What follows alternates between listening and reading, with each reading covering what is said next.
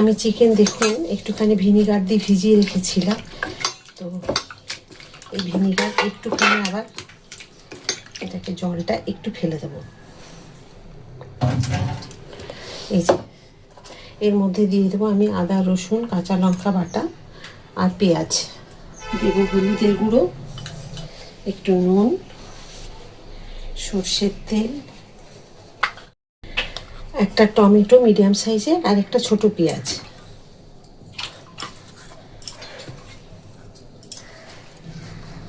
এখানে দেবো একটু চিকেন মশলা।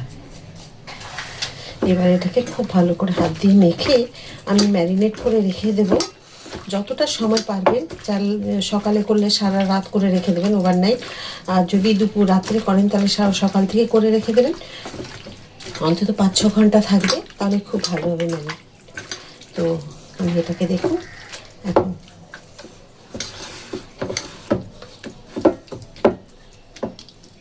এই যে এইভাবে আমি ঢাকা দিয়ে এখন রেখে দেবো। তেল গরম হয়ে গেছে, কেটে রাখা পেঁয়াজগুলো দিয়ে দিলাম।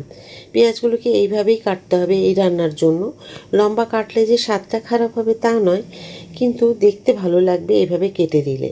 শুধু খাওয়ার সাথে সাথে যে আমরা স্বাদটা যেমন দেখি তেমন দেখতে কেমন হয়েছে সেটাও আগে দেখি।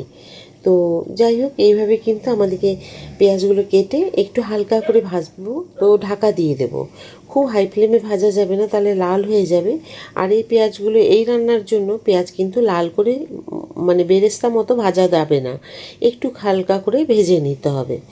আর ঢাকা এই কারণেই দিলাম যাতে পেঁয়াজগুলো একটু সেদ্ধ হয়ে যায়, সেই কারণে। আর যখন আমি রান্নাটা করব যেন একটু ক্রাঞ্চি ভাব থাকে, যেন একদম ঘেঁটে মিশে না যায় রান্নার সাথে, সেই রকমভাবে। তো পেঁয়াজগুলো তেল ঝরিয়ে আমি তুলে নিলাম সবগুলোকে।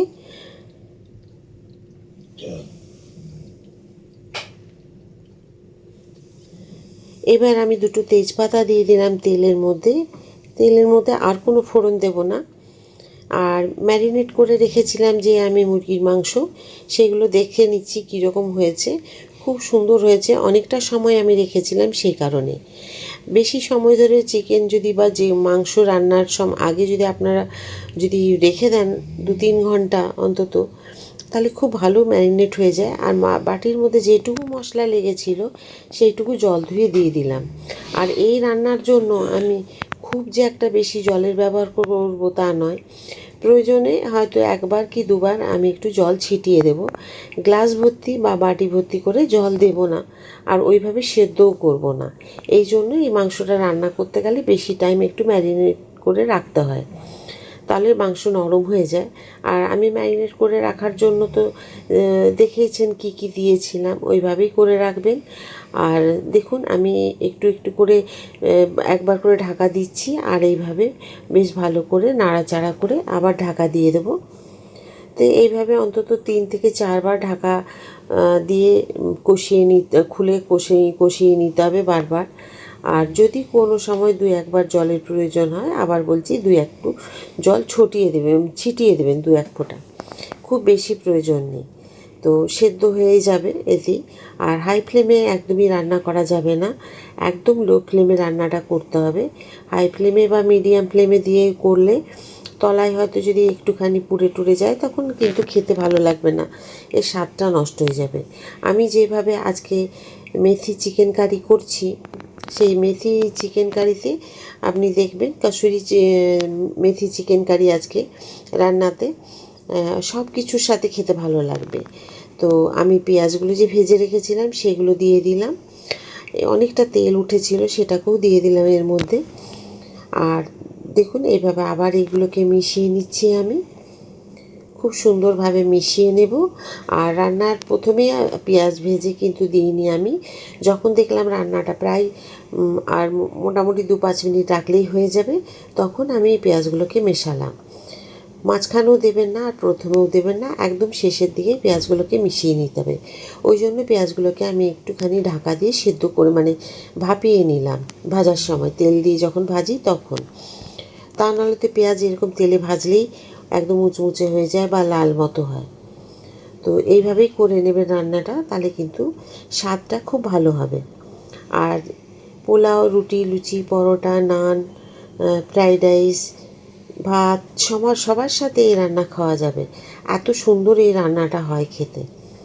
তো যাই হোক, আমি এখন তো কষিয়ে আরেকবার নাড়াচাড়া করে সুন্দর করে মিশিয়ে নিলাম, ঢাকা দিয়ে দিলাম। আবার একবার দেখে নেব ঢাকাটা খুলে।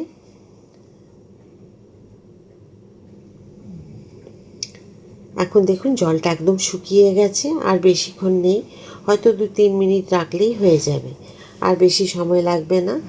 তো আমি এখন দিয়ে দেবো একটু শাহি গরম মশলা। এই শাহি গরম মশলাটা দেবেন অবশ্যই, খুব ভালো লাগবে। আর কসুরি মেথিটা, এইগুলোকেও একটুখানি হাত দিয়ে ঘষে নিয়ে দিয়ে দেবেন। তো এই কসুরি মেথি যে চিকেন কারিটা আমি করছি, অসাধারণ হবে খেতে।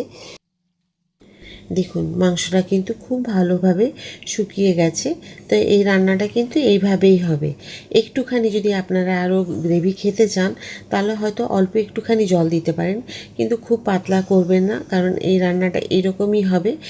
আর স্বাদটা কিন্তু অন্য রকম একটা স্বাদ হবে। আপনারা একবার তৈরি করে খেলেই বুঝতে পারবেন এই স্বাদটা কি সুন্দর হয়। তো আপনাদেরকে একটা দেখাই কীরকম হয়েছে। এত সুন্দর সেদ্ধ হয়েছে এইভাবে রান্না করার জন্য। আর মাংসের ভেতর পর্যন্ত নুন ঝাল খুব ভালো মতো যায় এইভাবে, কিন্তু সিমের মধ্যে রেখে আর ঢাকা চাপা দিয়ে করলে। তো আমি আরও একটা নতুন রান্না নিয়ে আপনাদের সকলের কাছে চলে আসব। সবাই খুব ভালো থাকুন।